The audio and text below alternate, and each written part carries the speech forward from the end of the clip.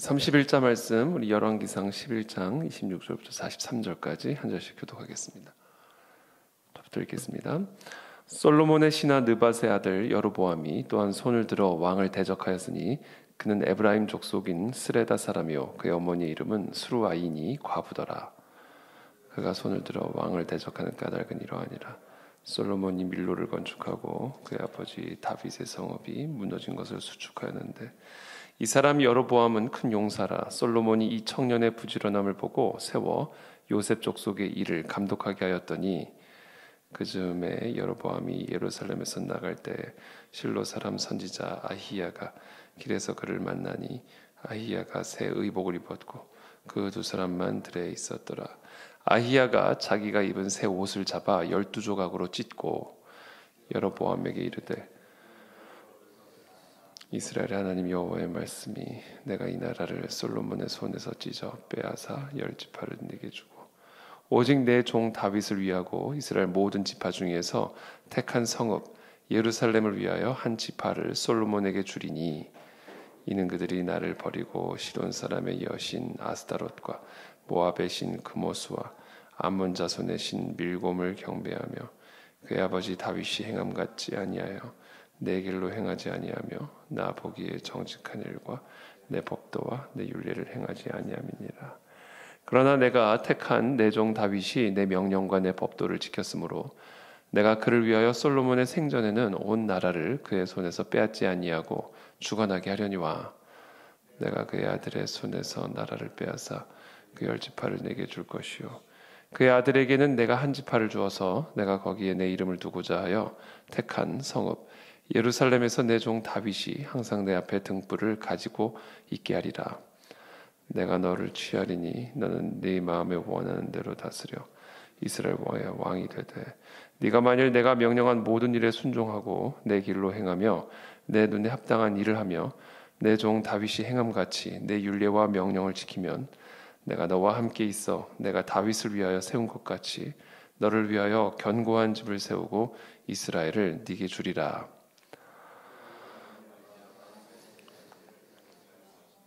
영원히 하지는 아니하리라 하셨느니라 한지라.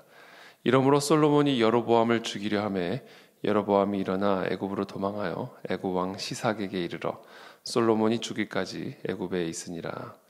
솔로몬의 남은 사적과 그의 행한 모든 일과 그의 지혜는 솔로몬 내실록에 기록되지 아니하였느냐. 솔로몬이 예루살렘에서 온 이스라엘을 다스린 날수가 40년이라. 솔로몬이 그의 조상들과 함께 자매 그의 아버지 다윗의 성읍에 장사되고 그의 아들 르호보암이 대신하여 왕이 되니라. 아멘.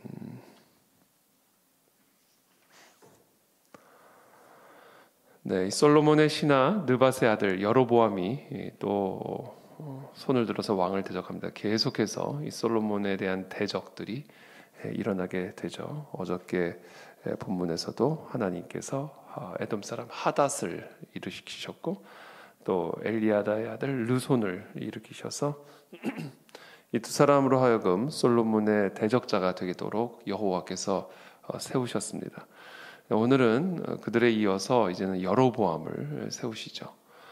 솔로몬의 신하 느밧의 아들입니다. 그러니까 솔로몬의 신하의 아들 여로보암이 솔로몬을 대적하는 그런 대적자로 일어나게 된 것입니다. 이 모든 일들을 행하고 계시는 분은 바로 하나님이십니다. 하나님의 심판으로서 솔로몬에게 이와 같은 일들이 일어나고 있다는 것이죠. 그가 손을 들어 왕을 대적하는 까닭은 이러하니라. 솔로몬이 밀로를 건축하고 그의 아버지 다윗이 성읍이 무너진 것을 수축했는데 여로보암은 큰 용사였습니다. 솔로몬이 이 청년의 부지런함을 보고 그 일을 감독하게 했습니다. 그러던 어느 날 여로보암이 실로의 사람 선지자 아히야를 만납니다. 그리고 이 아히야가 이 솔로몬의 여로보암에게 이제 예언을 전해주죠. 자기가 입은 새 옷을 잡아서 12조각으로 찢습니다. 그리고 여로보암에게 말합니다. 이 10조각을 네가 가져가라. 이것은 무엇을 의미하는가? 이스라엘의 하나님 여호와의 말씀이 이 나라를 솔로몬의 손에서 찢어서 빼앗아 10지파를 너에게 줄 것이다. 이렇게 말씀을 하신 것이죠.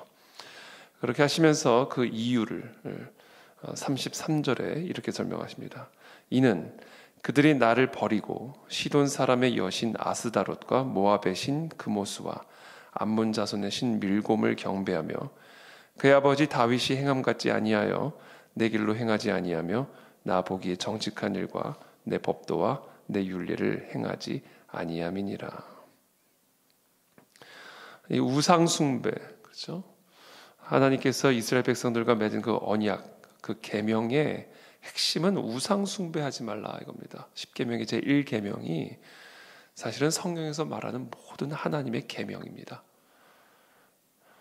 성경에서 말하고 있는 하나님의 모든 율법, 계명, 하나님의 말씀, 이것은요 바로 이 10계명의 제1계명을 의미합니다. 나 외에 다른 신을 두지 말라.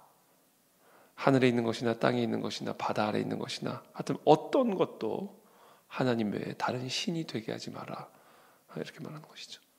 제가 어저께 우리가 에스더 첫날 여러분들에게 말씀드렸죠. 우상의 정의, 그것은 출애굽기에서 하나님이 10계명을 통해서 우리에게 말씀하셨습니다. 이 우상의 정의는 나를 위하여 내가 의지하고 있는 하나님 외에 다른 모든 것들, 그게 바로 하나님께서 이 10계명을 통해서 우리에게 주신 우상 숭배의 정의입니다.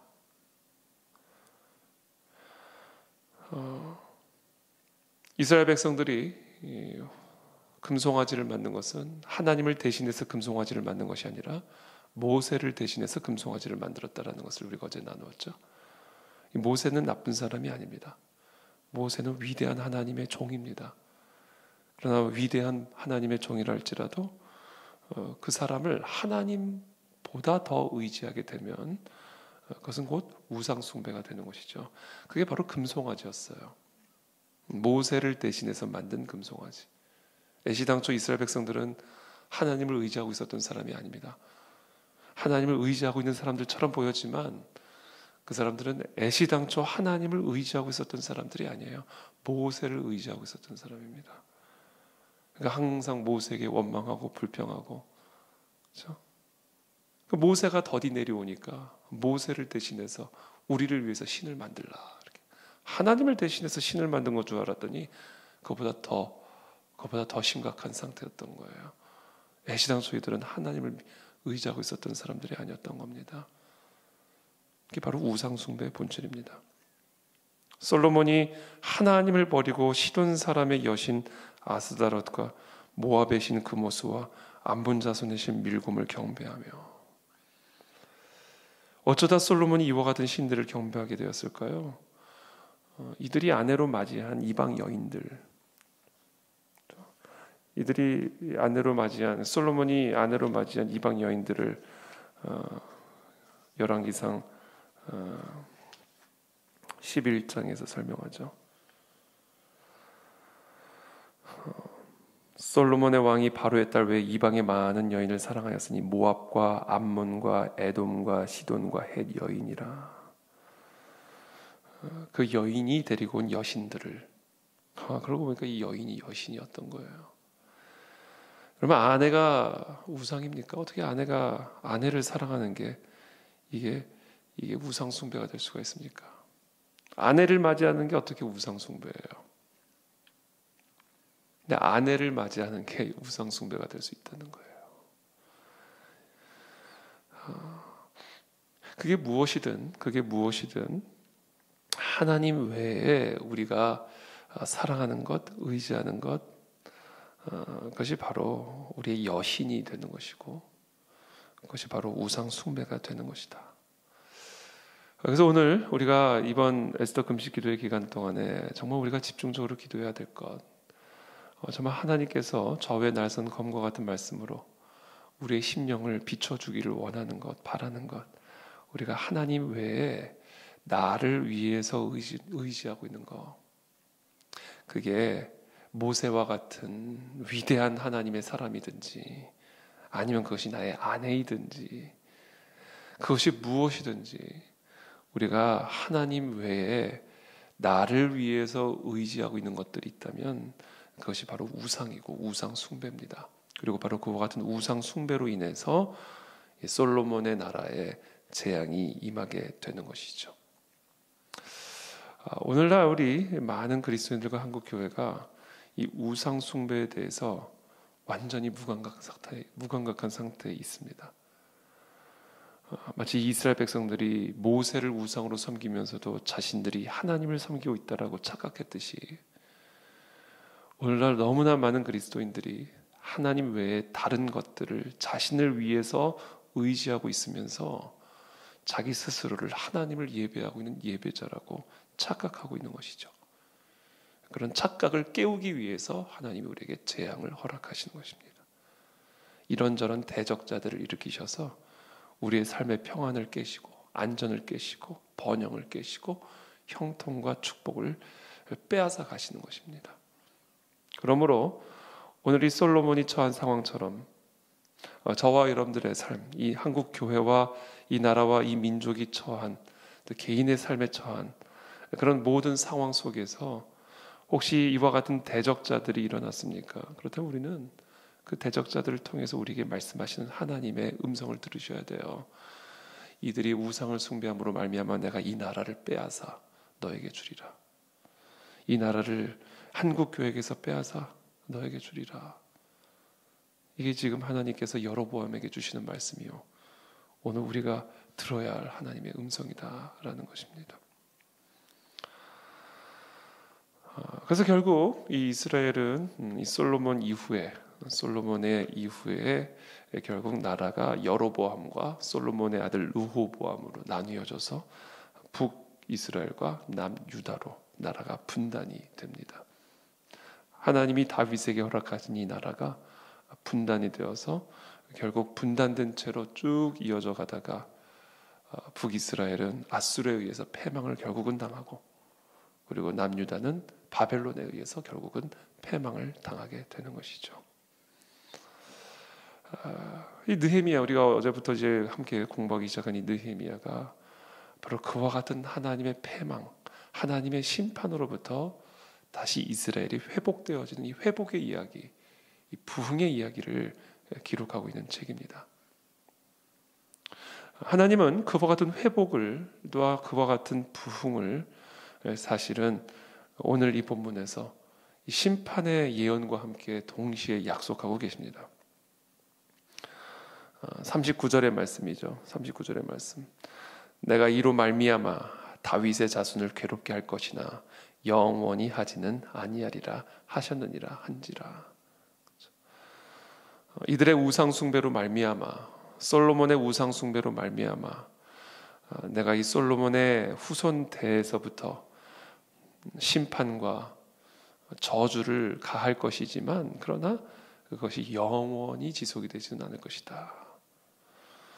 이렇게 약속을 하고 계시는 것이죠.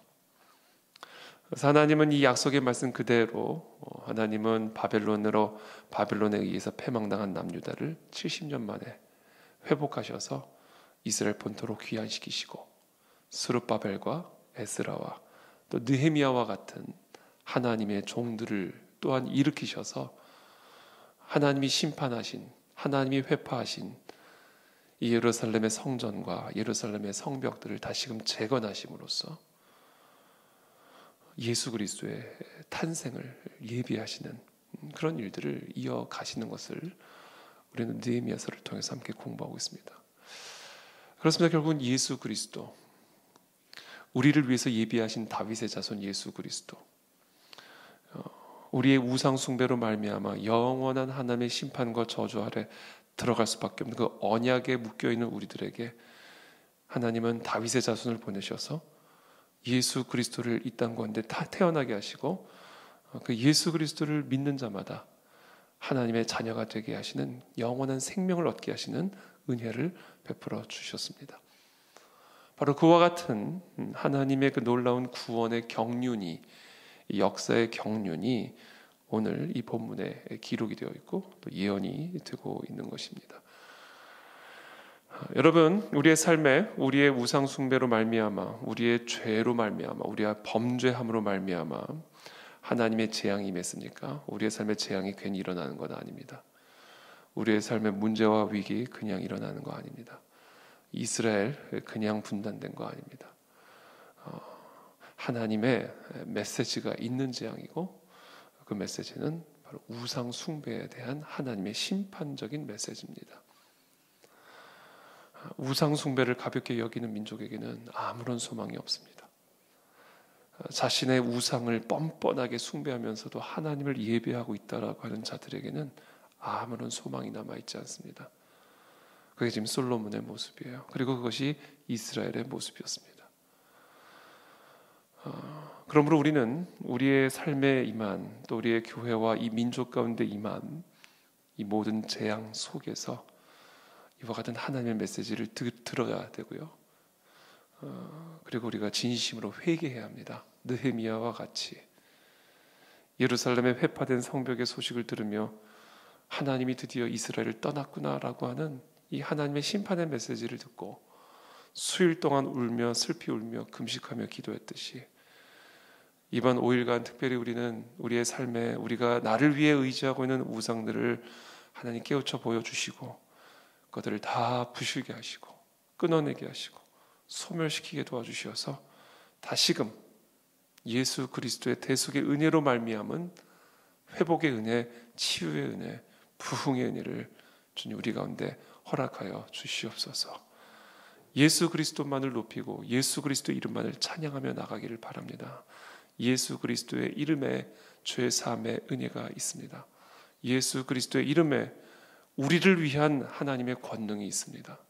그러므로 예수 그리스도 외에 다른 것을 의지하지 말고 우리의 치유를 위해, 우리의 미래를 위해, 우리의 교회와 우리의 나라와 민족을 위해 오직 예수 그리스도의 이름 한 분만을 의지하고 이 한 분의 이름만을 부르며 예수 그리스도의 이름만을 경배하며 나아가는 저와 여러분들이 되시기를 축복하고, 그와 같은 참된 예배의 회복이 우리 그 안에 진리교회를 비롯한 우리 한국교회와 우리 모든 성도들의 삶 속에 회복되게 도와주시어서 한국교회에 다시 부흥이 돌아오게 도와주옵시고 이 나라 이 민족 가운데 하나님의 은혜로운 부흥이, 하나님의 그 생명이 다시 돌아오게 하여 주시옵소서. 이것을 위해서 우리가 함께 기도하며 나가는 이 새벽이 되기를 예수님의 이름으로 축복합니다. 자, 기도하겠습니다. 살아계신 하나님, 이 시간 오늘 우리에게 주신 이 말씀을 우리가 붙들고 나갑니다. 그렇습니다. 우리가 성경을 어디를 보든, 성경을 어떻게 보든 우리에게 주고 계시는 메시지는 아주 단순하고도 일치된 메시지임을 우리가 보게 됩니다. 그것은 바로 하나님 외에 다른 신을 섬기지 말라. 너를 위하여 하나님 외에 다른 신을 의지하지 말라. 이것이 사실은 성경 전체에 흐르고 있는 일치되고도 단순한 하나님의 메시지임을 우리가 듣습니다. 하나님, 우리 안에 나를 위해서 의존하고 있는 모든 우상들을 주님께서 다 보여주시고 깨우쳐주시고 자각하게 하셔서 진정한 회개가 우리의 심령 속에서 일어나게 도와주십시오. 나의 지혜를 의지하고 있습니까? 나의 능력을 의지하고 있습니까? 하나님, 무엇이든 하나님 외에 나를 위해서 내가 의지하고 절하고 섬기고 있는 모든 것들, 하나님, 우리가 진심으로 회개하며 끊어내기를 기도하고 무너뜨리기를 기도하고 진정한 우리의 마음의 성전의 개혁이 일어나게 도와주시옵소서. 그리하여 하나님의 그 놀라운 영적 부흥이 우리의 삶과 교회와 이 민족 가운데 일어나게 하여 주시옵소서. 우리를 위해서 우리 가운데 보내주신 예수 그리스도, 우리의 모든 죄를 대속하시고 그 죄로 인한 모든 저주를 감당하기 위해서 오신 예수 그리스도, 예수 그리스도에게 우리의 모든 시선이 고정되기를 원합니다. 예수 그리스도에게만 우리의 마음이 고정되기를 원합니다. 주님, 나를 위하여 예수 그리스도만을 의지하기를 원합니다. 나를 위하여 예수 그리스도의 이름만을 높이기를 원합니다. 주님, 오늘 이 새벽에 우리가 그 예수 그리스도의 이름만을 높이며 경배하며 의지하며 나아갈 때 나의 질병들이 떠나가게 도와주옵시고 나의 가난들이 떠나가게 도와주시고 나의 모든 삶의 위기와 대적들이 떠나가는 부흥의 은혜를 허락하여 주시옵소서. 그런 놀라운 하나님의 은혜가 우리 가운데 부어지게 될 것을 기대하며 오늘도 특별히 느헤미야 에스더 금식 기도의 2일차를 시작합니다. 오늘 하루 우리를 준비시켜 주시고 또 오늘 밤 하나님 우리에게 주시는 성령의 메시지에 귀를 기울이게 도와주시어서 놀라운 부흥의 은혜를 체험하고 누리는 이번 우리 에스더 금식 기도회가 될 수 있도록 은혜를 베풀어 주시옵소서. 예수 그리스도의 이름으로 축복하며 기도합니다. 아멘.